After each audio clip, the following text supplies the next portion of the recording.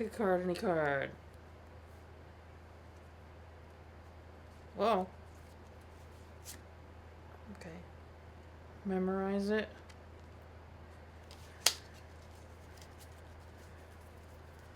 Tell me when to stop. There? Is this your card? I think that was the only trick I really knew how to do. And I wasn't very good at it.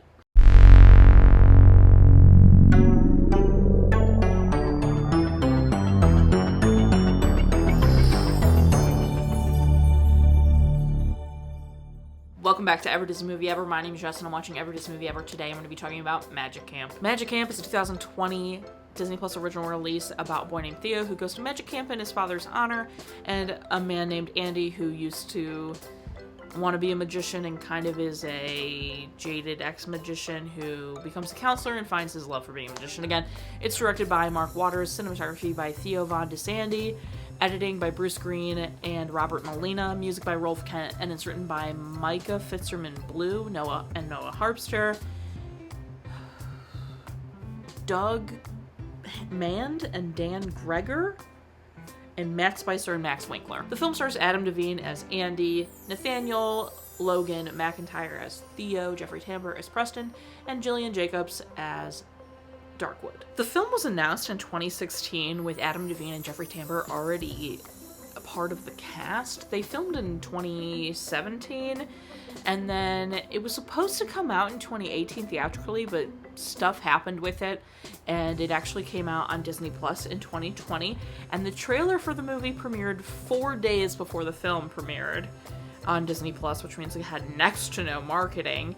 And it has a 38% on Rotten Tomatoes, but only 13 reviews, so there's no consensus.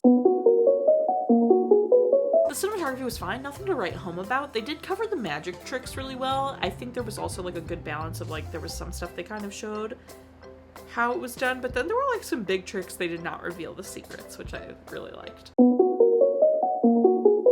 The different, really famous real-life magic tricks during the opening title sequence was a really nice touch. I think it really set up the movie for what we were potentially about to see, because it was showing, like, Houdini and very, like, Criss Angel, David Blaine, like, really famous magicians doing different tricks, which I thought was really fun.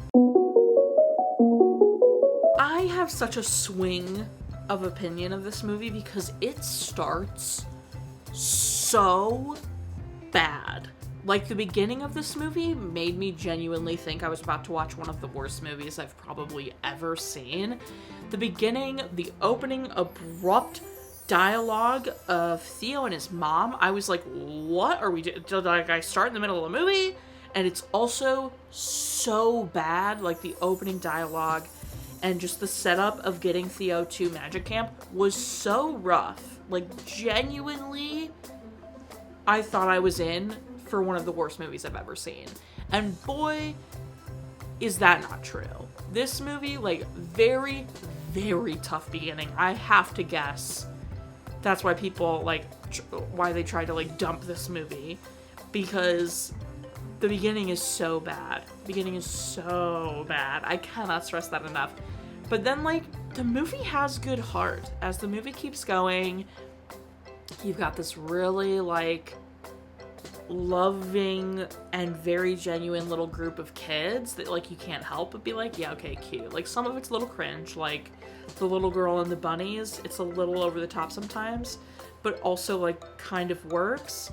And just, like, some of the other kids stuff is very touching and sweet, and it has all these elements that are good, but some of the execution is really bad. Some of it's really cringe, some of it's not realistic, other parts of it very real. Like the part of Theo loving magic but struggling to do it because he's experienced, like, his dad is the one that introduced him to magic and encouraged him to do magic, and his dad has passed away, so, like, that's really understandable, but, like, some of it's a little bit like, and then other parts of it are really good. I think it's tough because the whole sequence where, like, he finally starts to, like, get the kids to shine, and, like, he has to choose between, like, finally having a successful magician career or, like, continuing to help the kids, and, like, all of that was really good. That was a solid story Some of it was really well done. The kids part of it is really great.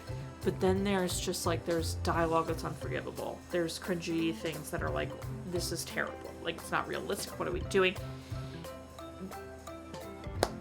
It's so all over the place. And I will say, though, I almost cried. So, like, by the end, I was in it because of the heart and the realness of some of the story.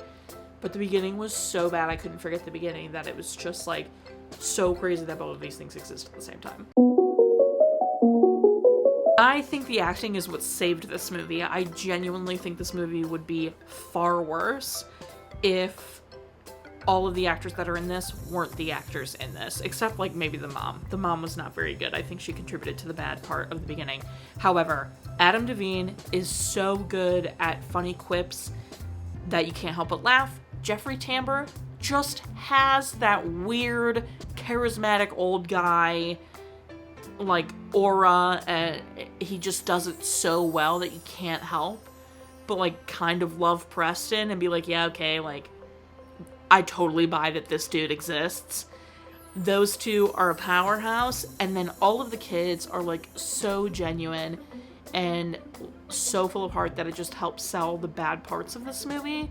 The kid who wants to be the designer of the clothing, the girl with the bunnies, the escapist girl, Theo, the Vic, like all of them were so inherently good at their roles that you were just like, yeah, okay, I'll look past some of this like bad stuff for how fun these kids are. Like, I feel like genuinely if I watched this when I was young, like if this had been a movie that had come out when I was young, I probably would have been like really into this. I really would have probably loved this movie.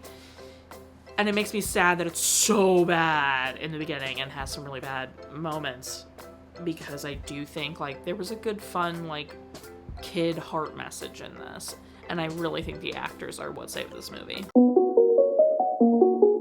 My favorite part is Theo's final performance. I mean, it's the big moment where he finally performs in front of people and he talks about a very valuable lesson and does really cool tricks. Least favorite part, the beginning. Recommend? That's hard for me because I do think there's something in this that is very sweet, but at the same time, there's something in it that's also very bad. So, I mean, it's up to you, I guess. Really. Watch again. I don't know if I'll do that. I wouldn't say no, I suppose. I think I'd be interested now, like, that I know what happens in the movie and I've experienced the movie, to see the beginning again. Like, I think to go back and watch the beginning again would be interesting. That's it. That's everything I have. My final rating for this is going to be 6 cards. That's normally like here. 6 cards out of 10. Heck yeah. Our total movie count is... Our parent death toll is... Cry count is still the same. If you want to keep up with what movie I'm watching when, follow me on all socials and check out my website. It's freaking cool. Join Patreon. I got a tier starting at just $1 where you get everybody a week early. Tiers above that, daily trivia, monthly postcards, bonus content, etc. Buy merch. It's finally cold enough for me to wear a hoodie in the studio. Look at this color. Isn't this color to die? So go buy it. Until next time, come always survive. I'm not in charge of your life. You are, so you. And don't be...